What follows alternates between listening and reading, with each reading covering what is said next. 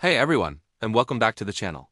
Today, we're taking a look back at a classic war film from 1990 that tells a story of incredible bravery and the bond between brothers in arms.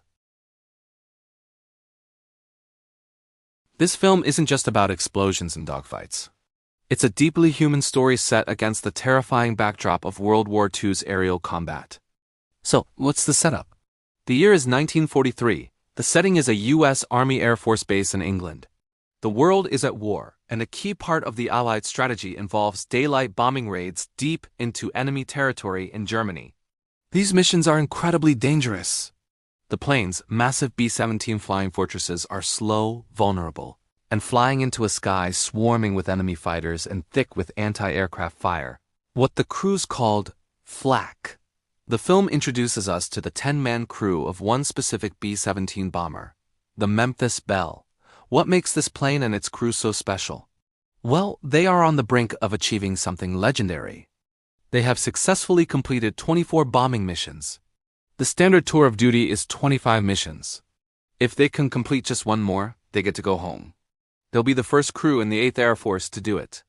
This feat would be a massive morale boost for the entire war effort, turning them into national heroes. A military public relations officer, Lieutenant Colonel Bruce Derringer, played by John Lithgow, arrives at the base specifically to publicize their final mission. He sees the crew as a perfect symbol of American courage and wants to orchestrate a grand homecoming tour for them. He's all about the PR angle, sometimes clashing with the grim reality the men face every day. Let's meet the crew, the heart and soul of this story. Each man is young, most barely out of their teens, and they represent a cross-section of America. They're a tight-knit group, but like any family cooped up together under immense pressure, there are tensions and personal quirks. Their leader is Captain Dennis Dearborn, played by Matthew Modine. He's the pilot and the commander of the plane. He's serious, focused, and carries the immense weight of responsibility for his men's lives. He's not the warmest guy.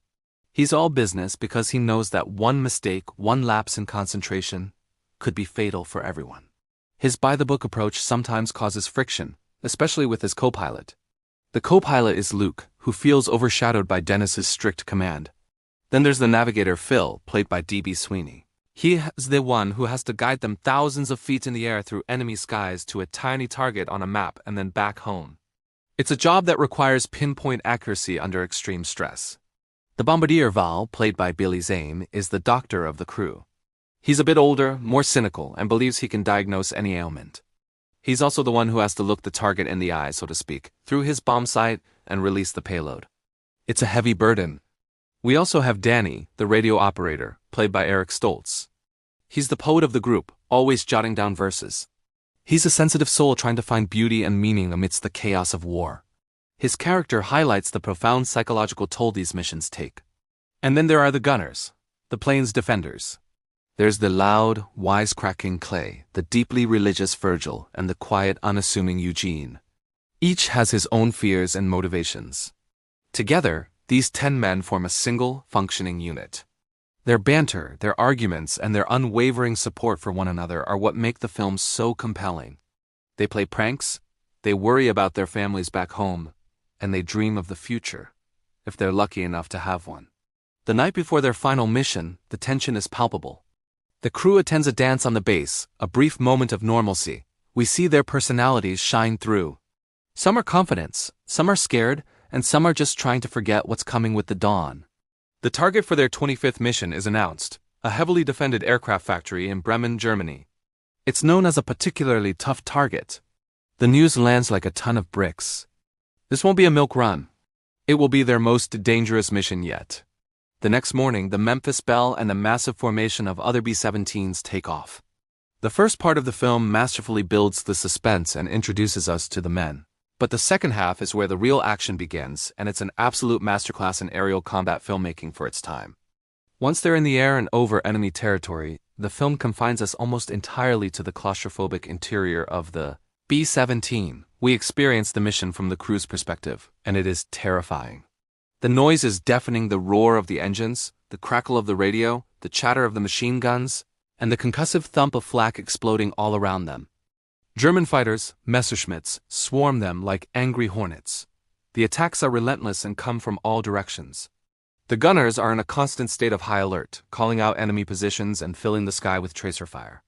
The camera work puts you right there in the glass nose with the bombardier, or in the cramped ball turret underneath the plane, or looking over the pilot's shoulder as he struggles to keep the plane steady. Planes around them start getting hit. We see other B-17s, each with 10 men just like our crew, go down in flames. It's a stark and brutal reminder of the odds they're up against. The Memphis Belle itself takes heavy damage. One engine catches fire, forcing them to shut it down. The electrical system is damaged, and the landing gear is stuck. The radio operator, Danny, is wounded by shrapnel. One of the most intense sequences involves the bombing run itself. As they approach Bremen, they find the target is completely obscured by a thick cloud cover. According to protocol, they can't bomb blindly.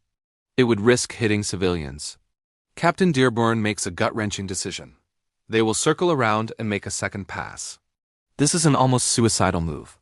It means flying back through the heart of the flak and the fighters alone, making themselves a prime target. The crew is terrified. Tensions flare. But ultimately, their trust in their captain and in each other holds. They make the second run. This time there's a small break in the clouds. Val, the bombardier, has just seconds to line up the shot. He nails it, bombs away. The factory is hit. Mission accomplished, but now they have to get home. The journey back is just as harrowing. They are crippled, flying on 3 engines, and falling behind the main formation. They are a wounded straggler, an easy target for any lingering German fighters. One of the waist gunners suffers a severe bout of psychological shock, and the others have to rally to protect him and keep him functioning. Then the final challenge, landing the damaged plane. With the landing gear partially jammed, a crash landing seems inevitable. On the ground, everyone at the base, the ground crew, other pilots, and LT call. Derringer gathers, holding their breath. They watch as the lone, battered B-17 limps towards the runway. In a nail-biting sequence, the crew works together, frantically. They manage to manually lower the stuck landing gear just in the nick of time. Captain Dearborn brings the Memphis Belle in for a rough but safe landing. The moment the plane rolls to a stop and the propellers wind down, there's a moment of stunned silence, followed by an eruption of cheers from the entire base. The crew stumbles out of the plane, exhausted, wounded, and emotionally drained, but alive. They did it. They completed their 25th mission. They are going home. The final scene shows the crew posing for a celebratory photo. No longer just 10 scared young men, but living legends, symbols of hope and endurance. The film closes by reminding us of the real Memphis Belle and the incredible bravery of the thousands of young airmen who flew these missions during World War II, many of whom never came home. Memphis Belle is more than just a war movie.